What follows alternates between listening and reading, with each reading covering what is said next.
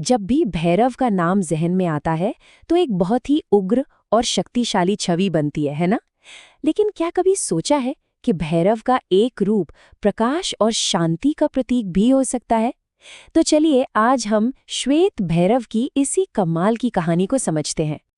तो सवाल यही है, क्या भैरव का स्वरूप हमेशा उग्र ही होता है या वो शांत भी हो सकते हैं? ये कहानी हमें उनके एक ऐसे ही असाधारण रूप से मिलवाती है।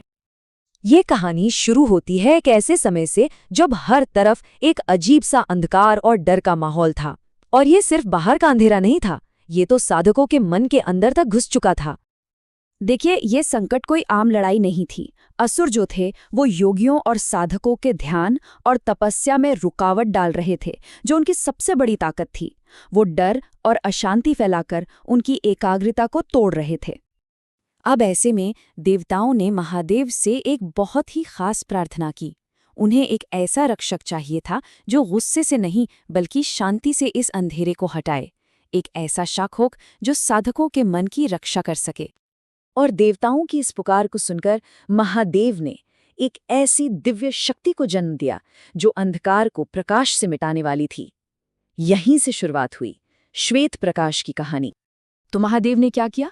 उन्होंने अपने सहस्रार चक्र, जो कि चेतना का सबसे ऊंचा केंद्र है, वहां से एक अद्भुत, बिल्कुल दूधिया सफेद प्रकाश को प्रकट किया। मतलब ये जन्म किसी लड़ाई या गुस्से से नहीं, बल्कि शुद्ध चेतना से हुआ था। और इसी दिव्य प्रकाश ने रूप लिया श्वेत भैरव का। उनका नाम ही उनके स्वरूप को बताता है। वो प्रकाश, शांति और अच्छी बुद्धि के सच्चे प्रतीक है। सोचिए उनका स्वरूप कैसा था? एकदम शुद्ध, उज्ज्वल, शांत, बिल्कुल दिव्य। ऐसा कहा जाता है कि उनके शरीर से जो सफेद रोशनी निकलती थी, वो जहां भी जाती वहां डर तो जैसे गायब हो जाता था और मन एकदम शांत हो जाता था। तो सवाल ये है कि श्वेत भैरव का मकसद क्या था?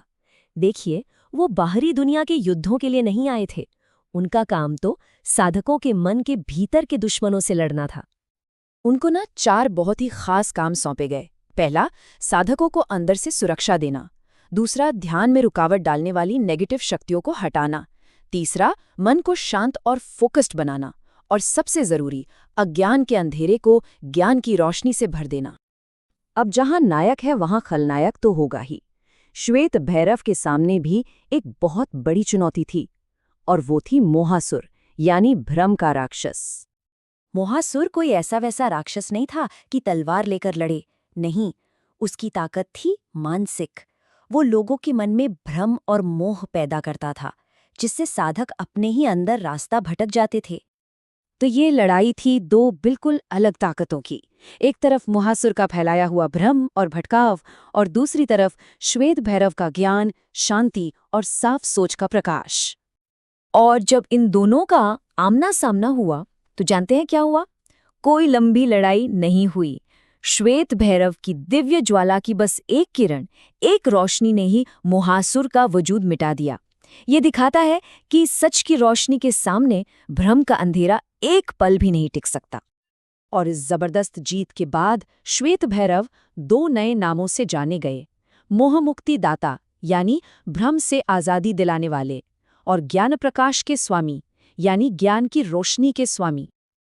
अच्छा, तो इस पुरानी कहानी का आज हमारी जिंदगी में क्या लेना देना है? इसका जवाब छिपा है उनकी पूजा से मिलने वाले फायदों में, जो आज भी उतने ही काम के हैं। माना जाता है कि उनकी आराधना से मन में एक क्लैरिटी आती है।